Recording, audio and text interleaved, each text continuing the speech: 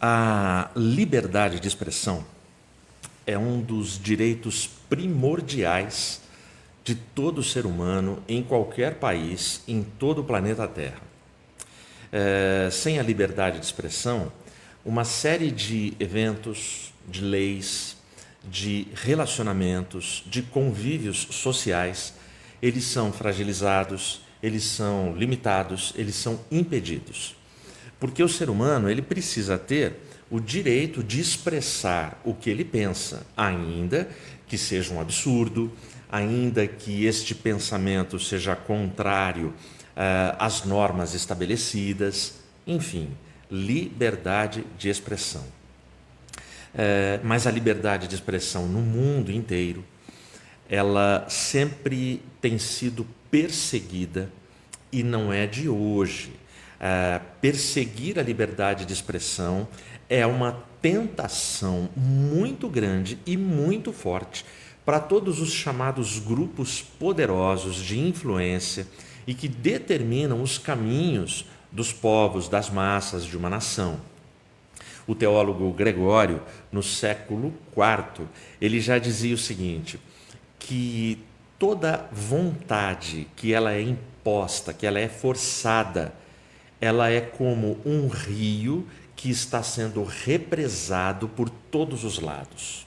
Ou seja, uma vontade que é forçada, que não nasce da reflexão, que não nasce do questionamento, que não nasce de conclusões, de negociações, de debates, é uma vontade que ela é imposta. Portanto, esta vontade ela não respeita a liberdade de expressão e ele usa esta figura como um rio que tem as suas águas represadas por todos os lados. E isso um dia explode, isso um dia vai ser rompido, porque a força das águas ninguém segura, humanamente falando. Bom, essa expressão politicamente correto, essa expressão, ela passa a ser usada de forma intensa e de uma forma que vai se espalhando pelos ingleses, final ali de 1980 e 1990. Então, é nessa passagem de 80 para 90 que a literatura, os livros, os noticiários começam a usar a expressão. Começa de forma positiva e benéfica para as relações humanas, só que aproveitadores usam o termo para, ora, ofender, ora, xingar pessoas, porque aí se torna expressão muitas vezes negativa. Fulano é politicamente correto, eu não gosto do politicamente correto, porque ele é chato, porque ele me limita, ele me proíbe, mas também se faz o mesmo com o politicamente incorreto. E, na real, a gente não deveria abraçar rótulos. O que a gente deve abraçar sempre é a verdade. Bom, se nós vivêssemos num mundo moralmente perfeito, a defesa de sermos politicamente correto faria todo sentido e seria muito benéfico. Vou te explicar. Algumas leis absurdas que estão sendo aprovadas ao redor do mundo. Uma delas, já tem países aprovando lei do aborto que diz o seguinte, que a mãe pode abortar até um dia depois que o bebê nasceu. Basta ela dizer que não está se sentindo bem e que não quer a criança. Entendeu? É uma lei absurda, só não é absurda para os seus defensores. Pedofilia. Já existe muita gente no mundo defendendo o direito do gosto, da opção do pedófilo. Assim como existem grupos falando, não, é uma doença, não é um crime. E como é que tudo isso começa? Tudo isso começa com o politicamente correto que vai defender de uma forma bonitinha, porque usa a palavra poderosa e que fica bonitinha, é a palavra amor, quando se diz que toda forma de amor vale a pena. Toda forma de amor é aprovável, porque amor é uma coisa boa. E aí a gente vai caminhando numa sociedade em franca decadência e chegamos nesse estágio. É isso que eu quero dizer com uma sociedade moralmente perfeita, que não é o caso da nossa. Por exemplo, em 1995, nos Estados Unidos, foi lançada a Bíblia Politicamente Correta, também chamada de Bíblia Inclusiva. Isso tem 16 anos. Essa Bíblia ela causou protestos e, enfim, oposição em religiosos, teólogos no mundo inteiro. E ela não fez sucesso. Ela não se tornou uma Bíblia popular. Algumas coisas que tem essa Bíblia, para você entender. Como que os teólogos que redigiram a Bíblia e revisaram o texto original, oração do Pai Nosso. A oração do Pai Nosso começa assim: Pai, mãe nosso que estás nos céus. Porque a Bíblia é muito patriarcal. Deus é o tempo todo chamado de Pai, e ninguém sabe se Deus é homem ou mulher. Então, essa alteração foi feita. Palavras como Senhor, Mestre e Rei foram suprimidas do texto. Por quê? Porque, segundo os teólogos, o grupo de intelectuais que reescreveram essa Bíblia, eles dizem que palavras como Senhor, Mestre e Rei referendam, autorizam a divisão de classes. Jesus, a expressão que tem nos evangelhos de Filho de Deus em relação a Jesus foi simplesmente eliminada, e no lugar da expressão Filho de Deus é colocada a expressão criança de Deus. Por quê? Porque o sexo de Jesus não é importante, se ele é masculino ou feminino. E eu poderia aqui ficar falando um monte de aberrações que estes revisionistas fizeram no texto bíblico. E ao fazerem estas adaptações e essas mudanças no texto bíblico, óbvio, atraem para si maldição, e eles estão querendo dizer, de uma forma extremamente arrogante e ousada, que o Espírito Santo, que inspirou cerca de 40 autores ao longo de 1500 anos, que o Espírito Santo errou, que o Espírito Santo não é Deus, que o Espírito Santo ele não entende de gramática e não entende de sociologia, de psicologia, de antropologia. Então essa é uma sociedade que vive um dilema nesse tempo de uma guerra cultural em cima da expressão politicamente correta. Bom, e aí? Existem neste tempo pessoas fortes e pessoas fracas. Onde estão os fortes para se manifestar num tempo de caos como esse que nós estamos vivendo?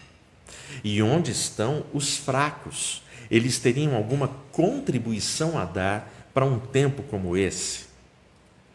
Abre aí a sua Bíblia no livro de Juízes, no capítulo 3, para a gente ler e acompanhar junto. E aí, eu diria para você deixar a sua Bíblia aberta para você acompanhar cada texto que eu vou ler aqui no capítulo 3 de Juízes. Primeiro, eu quero falar com você sobre o forte, do versículo 9 até o 11, 9, 10 e 11, em nome de Jesus. E quando os filhos de Israel clamaram ao Senhor, o Senhor levantou um libertador para os filhos de Israel, que os libertou. Otniel, filho de Kenaz, o irmão mais moço de Calebe. E o Espírito do Senhor veio sobre ele, e ele julgou Israel e saiu para a guerra, e o Senhor entregou Cusã-Risataim, rei da Mesopotâmia, em sua mão, e a sua mão prevaleceu contra Cusã-Risataim. E a terra teve descanso por 40 anos, e Otniel, filho de Kenaz, faleceu.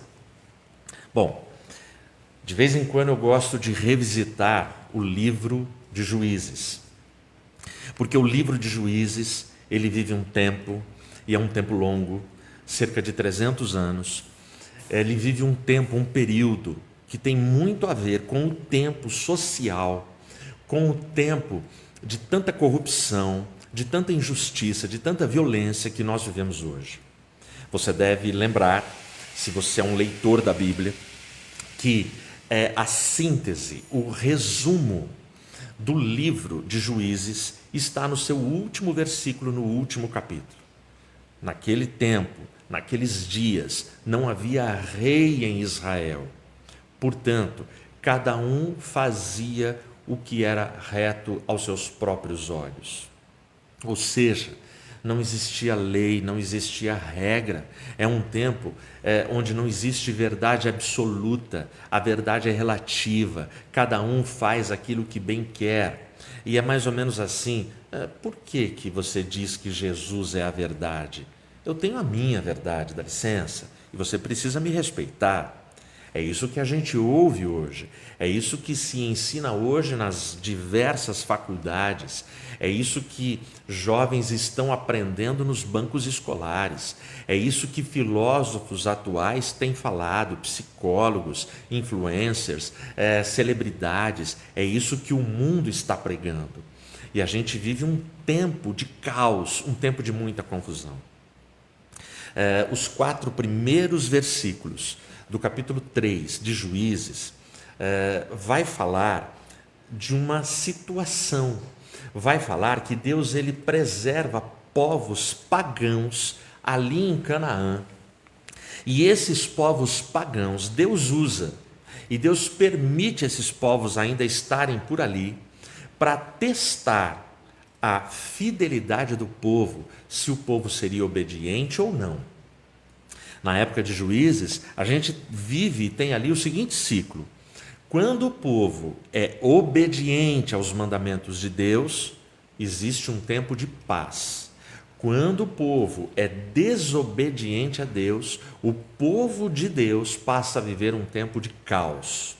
As nações em volta já vivem no caos, adorando divindades, praticando luxúria, prostituição, corrupção, violência.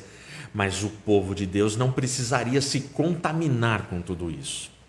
Porém, na desobediência, o povo de Deus cai em práticas idólatras, em práticas promíscuas, em práticas corrompidas. Aí, Deus levanta o primeiro juiz, que é Otiniel, e ele aqui é o cara forte. Bom, e como é que aconteceu a primeira grande decadência do povo ali em Canaã? Os versículos, se você manteve aberta, os versículos 7 e 8 vão dizer para a gente: e os filhos de Israel fizeram o mal aos olhos do Senhor e se esqueceram do Senhor, seu Deus, e serviram Baalaim e os arvoredos. Portanto, a ira do Senhor se acendeu contra Israel, e ele os vendeu à mão de Cusã-Risataim, rei da Mesopotâmia, e os filhos de Israel serviram Cusã-Risataim durante 8 anos. São 8 anos de escravidão. Por quê? Porque eles fizeram o que era mal. Como isso começou? Versículo 6. E eles tomaram suas filhas por esposas, e deram suas filhas aos seus filhos, e serviram aos seus deuses. Eu tenho para mim que o povo judeu, eles não começam a ter relacionamento de namoro, de casamento, de sexo com mulheres cananitas para serem idólatras. Mas quando eles se rendem ao politicamente correto daquela cultura, para ser bonzinho, para não ofender, para não contrariar as divindades, os jeitos, as manias, os hábitos daqueles povos, para eles se adaptarem, sabe? Como a gente ouve de muitos líderes, de muitas comunidades, de muitas igrejas hoje em dia: olha, a gente precisa ceder para a cultura, saber se adaptar, para a gente atrair o pecador à nossa igreja. Aí, quando menos se espera, o politicamente correto entrou e fica cada vez mais forte como um monstro, como um tótem, como um ídolo dentro do templo, e menos doutrina, teologia e palavra de Deus e evangelho se tem em determinadas igrejas. É isso que está acontecendo ali. Então Deus deu um conselho. Esse conselho eu vou ler para você. Se você for um livro aí para trás, é Josué. No capítulo 23, olha o que diz o versículo 12. Porém, se de alguma maneira vos voltardes e vos unirdes ao remanescente destas nações, a saber, estas que permanecem no meio de vós, e com elas celebrardes casamentos, e entrardes a elas, e elas a vós, verso 13, saibais com certeza que o Senhor vosso Deus não mais expelirá nenhuma destas nações de diante de vós, mas elas serão laços e armadilhas para vós, e flagelos nos vossos lombos, e espinhos nos vossos olhos, até que pereçais desta boa terra que o Senhor vosso Deus vos deu. Bom, então, a coisa do casamento misto. E quem aí está me ouvindo, que tem dentro de casa dois tipos de fé, um segue um caminho, outro segue outro. Às vezes o marido é de uma fé, a esposa é de outra, e os filhos de outra. É uma confusão, existe toda uma discussão, é muito complicado manter um lar assim, e só interessa a Satanás, porque a Bíblia fala que uma casa dividida em si mesma, ela não subsiste, ela fica fragilizada, ela é derrotada, ela cai.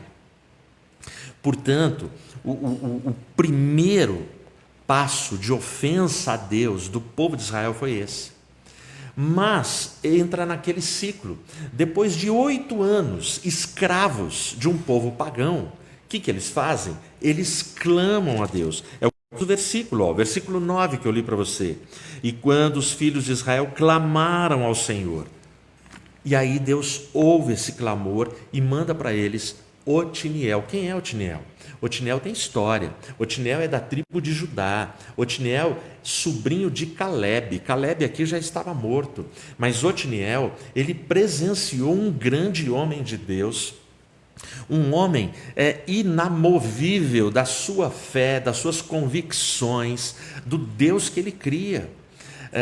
E Otiniel é esse cara. Otiniel, ele é um grande guerreiro, ele participou de muitas batalhas no livro de Josué, e agora ele está aqui, e ele é levantado como o primeiro juiz, e este cara, ele estabelece a relação com Deus, a relação com o povo, e então ele sai à batalha, ele faz tudo na ordem certa. Olha aí o versículo 10. E o Espírito do Senhor veio sobre ele, e ele julgou Israel. Ele entrou em demanda com o povo. Poxa, olha o que vocês estão fazendo, vamos nos reunir, olha o que está errado, vamos parar com isso, tira isso daqui. É o que ele faz ali. Aí ele julga Israel e sai para a guerra, e o Senhor entrega os inimigos na mão dele. Então ele conserta o altar, o relacionamento com Deus, ele faz tudo isso. Até hoje, arqueólogos encontram nessas regiões, isso já nem é notícia e novidade, porque não para de encontrar altares a Baal. Muitos altares nos montes, nos bosques, nas florestas foram erguidos a Baal. O culto a Baal, o baalismo, era intenso e muito forte em Canaã. E muitos desses altares são descobertos até hoje. E aí o texto diz que eles tiveram 40 anos de paz. E aí Otiniel falece, ele morre. Quando ele morre, esse grande líder faleceu, um homem forte, que no meio do caos, ele luta contra o politicamente correto e estabelece o culto a Jeová. Aí é o javismo, o único Deus verdadeiro e vivo passa a ser adorado durante aqueles 40 anos. E o que faz o povo? O povo logo se esquece, o povo logo enfraquece, o povo se desvia. Muita gente da geração de Otiniel morre e os filhos não seguem no mesmo caminho. Aí, olha o que acontece, versículos 12 a 14. E os filhos de Israel novamente fizeram o que era mal aos olhos do Senhor.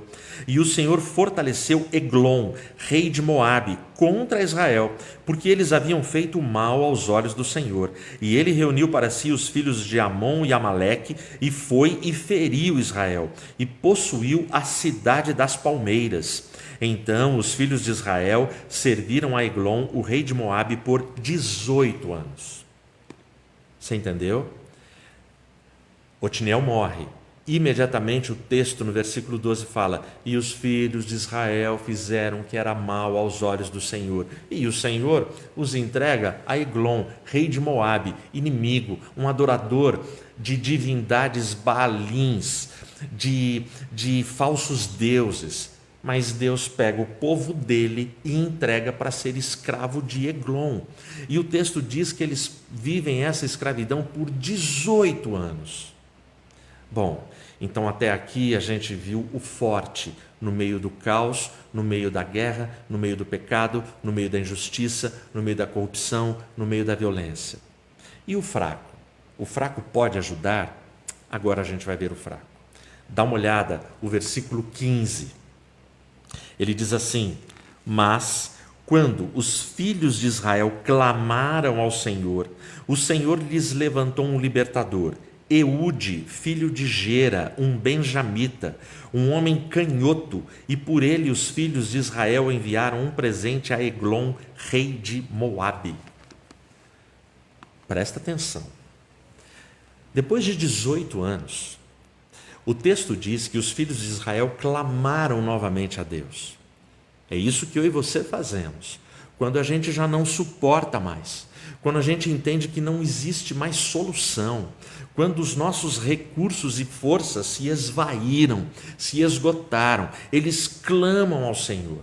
Aí o texto diz que Deus envia para eles Eude. E é muito interessante, e Deus não está preocupado com o politicamente correto. O texto vai destacar que ele era canhoto, e eles prepararam um presente para o rei Eglon. Vamos entender tudo isso. Bom, diferentemente do Otiniel, que era um cara experimentado em batalha, um cara que participou de batalhas com Caleb, um cara que era forte, estrategista, tinha pedigree, era da tribo de Judá. Agora Deus pega um anônimo e pega um cara que a sociedade não olhava com bons olhos, um cara que a sociedade não acreditava nele, Eude. E aí o texto faz questão de dizer que Eude era canhoto. O que é um canhoto nessa época? O canhoto naquela época era considerado um deficiente. Então, Deus, ele levanta, ele chama um cara anônimo, frágil, rejeitado pela sociedade, desqualificado, e é este cara que ele levanta para ser o próximo libertador, um canhoto. A minha esposa conta, a minha esposa Regina, ela tem a formação, além de ser formada em teologia, a Regina tem a faculdade de pedagogia. E ela fala de professores, antigamente, pais e mães, que ficavam ofendidos e revoltados quando o filho demonstrava que era canhoto e ficavam forçando a criança a escrever com a mão direita, porque escrever com a mão esquerda era um grande defeito e uma vergonha. Isso vem e isso acontecia nesse tempo dos juízes. Mas é muito interessante que Deus não rejeitou o canhoto Eude. Deus não desqualificou aquele homem frágil para aquela sociedade. E aí Deus pega a fraqueza de Eude, o defeito de Eude, a deficiência de Eude e usa aquela deficiência para vencer Eglon. Como? Vou te mostrar. Olha o versículo 16, o que vai dizer. Mas Eude fez para si um punhal que tinha 2 gumes de um côvado de comprimento, e ele o cingiu debaixo das suas vestes sobre a coxa direita. Dependendo da tradução que você esteja aí, diz que ele fez uma espada de um côvado. Então, que medida é essa? O que é um côvado? Um côvado é essa medida aqui, ó, do cotovelo até o dedo médio. É isso aqui. Em média, um côvado dá 50 centímetros. Então, essa tradução fala de um pequeno punhal. E outras de uma pequena espada. porque daria para colocar na coxa por baixo da túnica e ninguém desconfiaria. E qual é a vantagem de Eude? Ele é canhoto. Como você recebe a minha imagem invertida, pode estar saindo aí a minha mão direita, mas eu estou erguendo a minha mão esquerda. Ele é canhoto. Na coxa direita, a espada está na coxa oposta. A espada, naquela época, de todos os soldados, ficava na coxa esquerda, porque todo mundo empunhava com a mão direita. Ou seja, Eglon, os soldados de Eglon, os inimigos de Israel, jamais desconfiariam de Eude. Então Eude faz essa pequena espada, esse pequeno punhal, coloca na sua coxa, por baixo das suas vestes, na sua coxa direita, e ele é canhoto, e ele vai levar presentes para Eglon.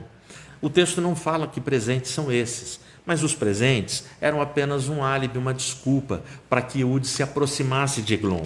Olha o versículo 17. Olha o que vai dizer. E ele trouxe o presente para Eglon, rei de Moabe. E Eglon era um homem muito gordo. É o que está escrito em toda a tradução. Então, esse texto e a narrativa de Eude não tem nada de politicamente correto. O Espírito Santo faz questão de destacar. Ele era canhoto, porque canhoto era uma deficiência. E aí o rei Eglon faz questão, o texto, destacar. Ele era gordo, e gordo era gordo, cara. E a Bíblia não tem nada de gordofobia, mas o fato dele ser gordo, o fato dele ser muito gordo, o rei de Eglon, e o fato de Eude ser canhoto, você vai ver nessa narrativa que foram as coisas que Deus usou para dar a vitória a Israel. Eu não vou continuar lendo, mas eu vou contar para você o que acontece até o versículo 29. Eude vai, ele chega na presença do rei Eglon, ele dá os presentes, e aí chega um momento que Eude fala: eu preciso falar em secreto, eu tenho uma palavra secreta, eu tenho uma palavra particular para o rei. O rei manda que todos os soldados, todos os serviçais se ausentem, sobem para um pavimento superior do palácio, sozinhos, e ficam ali em particular. Eude vira para ele, para Eglon, e diz que ele tem uma palavra de Deus para Eglon. Eglon significa pequeno bezerro. O cara é gordo, o nome dele significa pequeno bezerro, ele cresceu, ele já é um boi gordo. Quando Eglon ouve isso, tem uma palavra de Deus para você, o texto diz que ele se levanta e fica em pé. E nisso, a narrativa diz que Eude, ele pega com o braço, com a sua mão canhota, pega a sua espada da coxa direita, tira ela e finca na barriga de Eglon. O texto vai dizer também que a força com que Eude colocou a lâmina na barriga de Eglon foi tão forte, que ele colocou com tanta violência, que o cabo entrou e ele não conseguiu tirar o punhal, a sua pequena espada, e que a gordura da barriga fechou e o punhal ficou interno, cravado em Eglon, e Eglon morre. Bom, diante disso, o texto vai dizer que Eude, eles estão sós, ele sai, fecha a porta, ele está no andar de cima, e ele vaza pelo terraço e ninguém vê. Aí os soldados, como o tempo está demorando muito, eles vão até lá olhar, e a porta está fechada. E eles dizem, na minha tradução, eles vão dizer assim, que, com palavras bem elegantes, que o rei deve estar contemplando os seus pés, fazendo coisas que só o rei faz. Mas se você pega no original, a conclusão dos funcionários é: o rei deve estar no banheiro fazendo as suas necessidades, e eles ficam lá. Na minha tradução, no verso seguinte, vai dizer que eles ficam tão envergonhados que passam tanto tempo, eles resolvem entrar. Quando eles entram, encontram Eglon morto. Bom, nisso, Eude já chegou no acampamento de Israel, manda tocar trombeta, todos os israelitas descem e ele diz: hoje, o Deus de Israel deu Moabe nas nossas mãos. vamos descer a eles, que hoje virá a vitória. E aí diz que naquele dia 10.000 moabitas morreram ao fio da espada do exército de Israel. E Deus devolve a vitória e os direitos para aquela nação. E eu vou ler, para encerrar essa narrativa, o versículo 30, que é onde acaba. Olha o que diz: então Moabe foi subjugado naquele dia, sob a mão de Israel, e a terra teve descanso por 80 anos. Presta atenção. Quando Otniel entrou em cena, o forte, estabeleceu a aliança com o Deus de Israel, a paz veio por 40 anos. Eles guerrearam, recuperaram a posse da terra e a sua liberdade e tiveram 40 anos de paz, mesmo existindo o caos social, moral, político, econômico ali no tempo dos juízes. Aí, novamente, quando chega Eude, o canhoto, o cara improvável, o cara anônimo, o cara insignificante, vence a batalha. E aí são 80 anos. Naquela época, cada 40 anos simbolizava uma geração. Você pega 40 mais 80, são 120. São 3 gerações de paz para o povo de Israel. O que acontecia no resto de Canaã, não importa, entre aqueles povos pagãos, pecados e tudo mais, mas Deus garantiu paz, porque o povo voltou à obediência. Percebe? Ou seja, o politicamente correto ou incorreto, querer estar de bem, querer ser o bonzinho, querer ser o isentão, no meio de toda a política e toda a decadência de Canaã, nunca ajudou o povo de Deus. Mas o povo de Deus teve a bênção quando abraçou as promessas e a aliança. 2 lições dessa reflexão. A primeira lição: você é forte.